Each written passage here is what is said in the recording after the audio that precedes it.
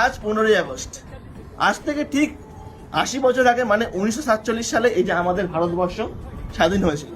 সেই স্বাধীন হওয়ার জন্য প্রচুর বীর সংগ্রামী যারা ছিল তারা আত্মবলিদান দিয়ে শুধুমাত্র আমাদের দেশকে স্বাধীন করবার জন্য। আদতে কি আমাদের দেশ স্বাধীন হয়েছে? যাদের কাছ থেকে আমাদের অনেক কিছু শেখবার, তাদের কাছ থেকে আমরা নতুন করে শিখছি কি 2014 সালে আমাদের দেশ স্বাধীন হয়েছে।